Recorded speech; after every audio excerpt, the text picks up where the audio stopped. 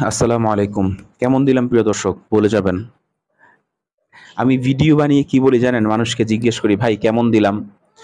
তো আপনারাও একটু বলে যাবেন যে কেমন দিলাম। ঠিক আছে? এটা আবার তাহিরি ভাইও বলে কেমন দিলাম। সমস্যা নাই। আমিও বলি একটু মজা করি আরকি। তো দেখেন, বিয়ে নিয়ে গত পর্বে একটা ভিডিও বানিয়েছি। এই পর্বে কথা বলব শ্বশুরবাড়ি। ধরেন আপনি বিয়ে করে ফেললেন। শ্বশুরবাড়ি একটা আজীব জায়গা। ঠিক আছে? এটা ছেলেদের জন্য যেমন মেয়েদের জন্য ঠিক তেমনই। শ্বশুরবাড়ি বুঝতে না পারা বা শ্বশুরবাড়ি আ আ বোঝার একটা বিষয় আছে। এই যে বিষয়টা আছে, এই বিষয়টা আ বোঝাপড়া না হওয়ার কারণে আমাদের মেক্সিমাম বিয়ের পরে যে সমস্যাগুলো হয় সেটা কিন্তু শুরু এখান থেকেই। শ্বশুরবাড়িটাকে না বোঝা। প্রথমত আপনাকে অবশ্যই মনে রাখতে হবে শ্বশুরবাড়ি হচ্ছে মধুর হাঁড়ি ২ দিন পরে ঝাঁটার বাড়ি। ঠিক আছে? শ্বশুরবাড়িতে আপনি ২ দিনের বেশি গিয়ে থাকবেন তাহলে আপনার কপালে কিন্তু ঝাঁটার বাড়ি নিশ্চিত আছে। এটা কিন্তু আপনাকে আ ইউনিভার্সাল ট্রুথ এটা। এটা হচ্ছে আ ইউনিভার্সাল ট্রুথ এটা মানে সর্বজন স্বীকৃত একটা সত্য কথা।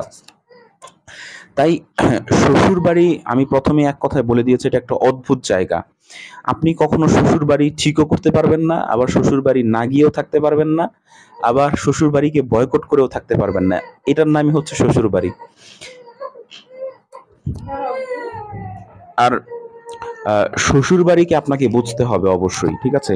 আপনি বিবাহ যে বিবাহ আ বিবাহ পরবর্তী যে লাইফ, সেই লাইফে আপনি যদি সাকসেস চান, সেই লাইফে আপনি যদি হ্যাপি থাকতে চান তাহলে অবশ্যই শ্বশুরবাড়িকে আপনার বুঝতে হবে।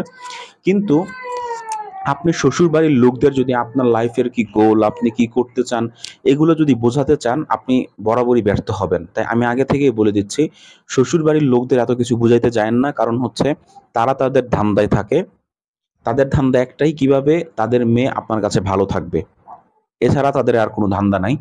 আর আপনার ধান্দা হচ্ছে আপনি কিভাবে আপনার প্রফেশনাল লাইফে আপনি সাকসেস হবেন। ঠিক আছে? তাই শ্বশুরবাড়ির লোকদের অনেক মানুষ বুঝাইতে যায়, বুঝাইতে গিয়ে ব্যর্থ হয়ে তারপর শ্বশুরবাড়ির উপর বিরক্ত হয়। এটা আসলে আ এটা আসলে কোনো বুদ্ধিমানের কাজ না। কারণ শ্বশুরবাড়ি হচ্ছে এমন একটা জায়গা, অ্যা এদেরকে আসলে বুঝিয়ে লাভ নেই। তাদেরকে তাদের মতো থাকতে দেন, আপনি আপনার মতো থাকেন। এটা হচ্ছে সবচেয়ে বেশি বুদ্ধিমানের কাজ।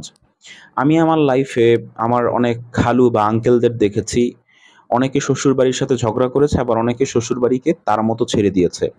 যারা কিনা তার মতো ছেড়ে দিয়েছে শ্বশুরবাড়িকে, তারাই কিন্তু জীবনে হ্যাপি থেকেছে।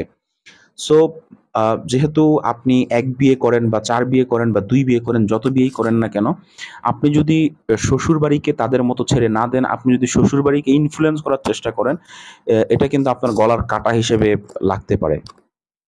কারণ সব শ্বশুরবাড়ি এক না, আবার অনেক সময় অনেক শ্বশুরবাড়ি আছে তারা তাদের জামাইকে আ আ সবসময় সবকিছুতে প্রাধান্য দেয়। এরকম অনেক শ্বশুরবাড়ি আছে।